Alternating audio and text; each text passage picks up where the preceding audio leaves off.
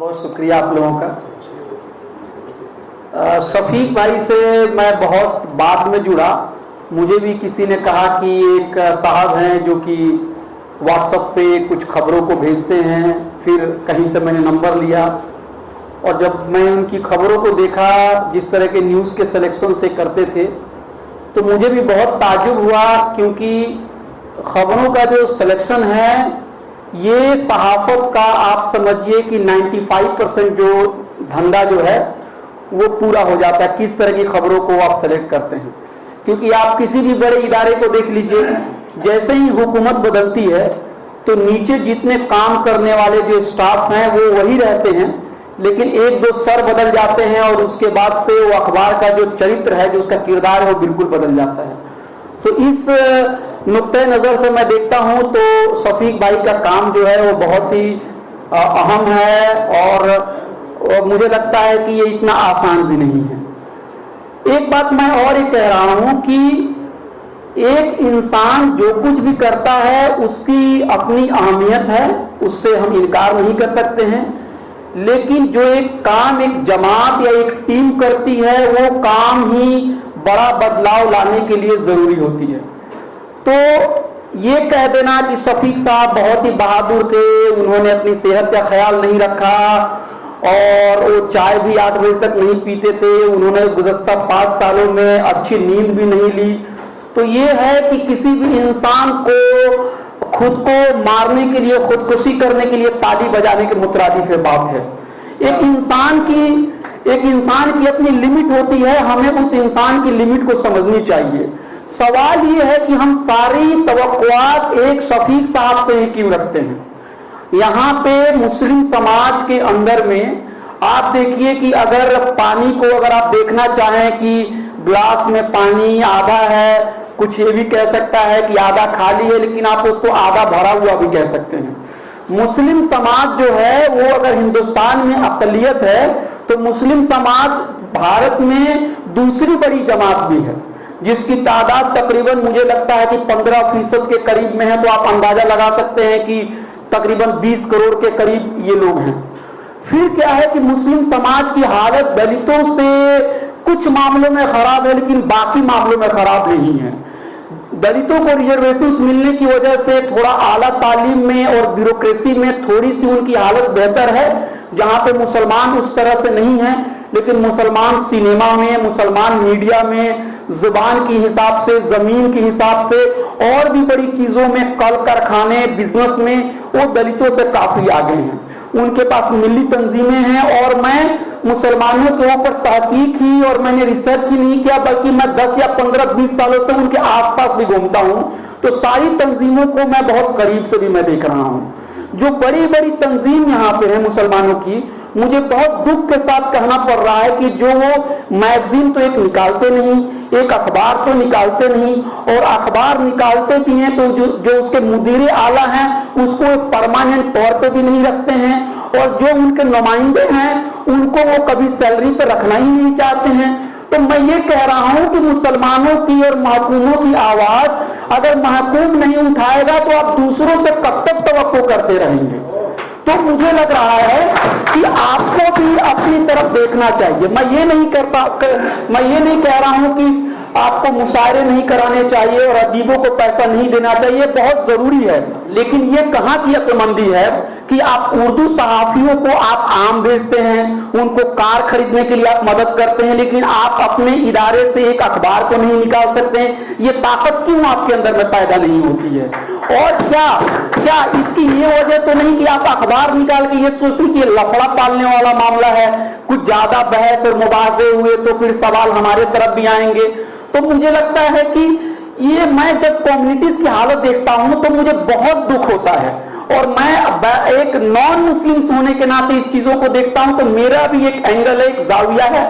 आप हो सकता है उस चीजों को मैं बयान ना करूं, लेकिन मेरे जज्बात को समझने की कोशिश कीजिए। मैं ट्विटर पर हर रोज देखता हूं, और ट्विटर पर मैं देखता हूं, अब देखिए कल एक बड़े हिंदी के चैनल के जो सहाफी थी जिन्होंने राहुल गांधी जी के खिलाफ में कुछ गलत खबर चलाई थी, उनके खिलाफ जब कार्रवाई हुई तो उनको पत्रकार को हिंदुओं का पेशवा बना के पेश किया जा रहा है। जिन्होंने मोहम्मद साहब के शान में गुस्ताखी की, उनको हिंदुओं का लीडर बना के पेश किया जा रहा है। सुप्रीम कोर्ट ने थोड़ी सी तल्ख टिप्पणी की, तबसरा किया, तो उनको कहा जा रहा है, सुप्रीम कोर्ट को कहा जाए सुप्रीम कोटा कहकर ट्वीट चलाया जा रहा है। तो ये बात आप जान लीजिए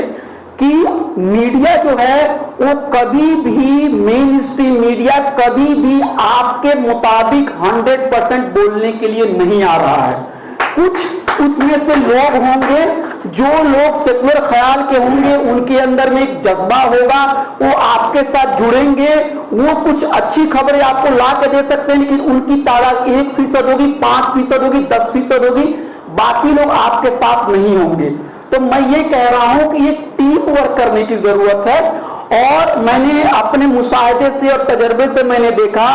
कि मुस्लिम समाज के अंदर में बहुत सारे छोटे छोटे नौजवान जिनके अंदर में बहुत सारी सलाहियत है, यूट्यूब पे बहुत अच्छा कर रहे हैं, बहुत सारे न्यूज पोर्टल हैं, लेकिन हम क्यों नहीं सोच रहे हैं कि उनको एक टीम के अंदर में शामिल किया जाए, एक एसोसिएशन पैदा किया जाए, और जिन लोगों के पास सलाहियत नहीं उनको कम से कम एक मोबाइल दे दिया जाए, या फिर उनको किसी 6 महीने या साल भर में कोई जो उनको एक ट्रेनिंग कैंप दिया जाए और उनको बताया जाए इस ट्रेनिंग कैंप में कि सहाफत क्या है, हमें किस तरह से सेकुलर मुहावरों का इस्तेमाल करना है, हमें किस तरह से जो दीगर जो पासमानदा और कमजोर तबकात है उनके साथ हमें इत्तेहाद बनाने की जरूरत है, और अच्छा सहाफत क्या है उसको आगे लेके बढ़ाने की जरूरत है। तो इस तरह की जो टीम वर्क है, इसको करने के लिए मैं इसके लिए काबिल नहीं हूं। जो अभी कौम के अंदर में जो बैठे हुए, जो ऊपर बैठे हुए जो लोग हैं, उनकी जिम्मेदारी है। आज अगर अभय कुमार अपनी नौजवानी में अगर दर की घटिया दर के ठोकरे खा रहे हैं, तो हमारे ऊपर जो सीनियर लोग हैं उन्होंने अपनी जिम्मेदारी नहीं निभाई है, इस वजह से आज हम लोगों को धक्का खाना पड़ रहा है। और अगर आज मैंने अपनी जिम्मेदारी नहीं संभाली तो आने वाले जो बच्चे हैं वो मेरे बाद धक्का खाएंगे और मुझसे भी ज्यादा वो परेशानी में जाएंगे।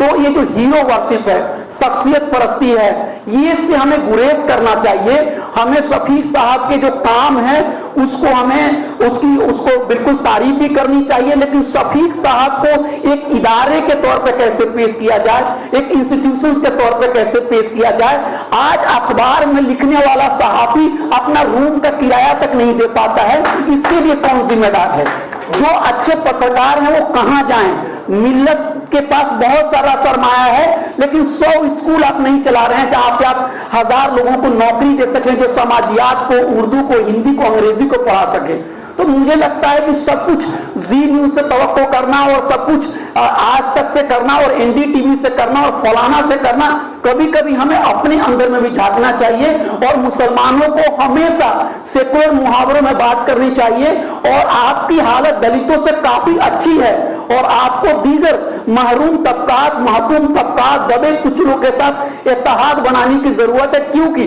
इंडिया में जो सिस्टम है उसमें आप कभी भी तनहा कोई भी सियासी कोशिश करेंगे आप कामयाब नहीं हो सकते हैं जब तक कि दलित पिछड़े खवातीन आपके साथ न जुड़े। तो मुझे लगता है कि एक लॉन्ग टर्म प्लान बनाने की भी जरूरत है, और इसके साथ साथ जो हमारे बीच में जो हीरो हैं उनको सलाम भी करना है, लेकिन हीरोइज्म में फंसने की जरूरत नहीं है। जरा आप अपना खुद एहतसाबी कीजिए कि आज बड़े बड़े इदारे आपके पास से ताजमहल की तरह चमकती हुई बिल्डिंग है, लेकिन आपके पास एक अखबार मयार का नहीं है, और एक आप अखबार और एक मैगजीन नहीं निकाल पाते हैं। आपके नौजवान जो यूट्यूब चलाते हैं उनके पास एक मोबाइल नहीं होता है, उनको एक साथ जोड़ने के लिए, टीम वर्क बनाने के लिए, जहां पे एक कॉमन रिसोर्सेज को हम शेयर कर सके, इस तरह की पहल करनी चाहिए। नहीं तो एक शफीक साहब आएंगे, मैं पल दो पल का सहाफी हूं, पल दो पल हमारी जिंदगी है, सब कुछ खत्म हो जाएगा। ऐसे ही हम किसी की तारीफ में प्रोग्राम करते रहेंगे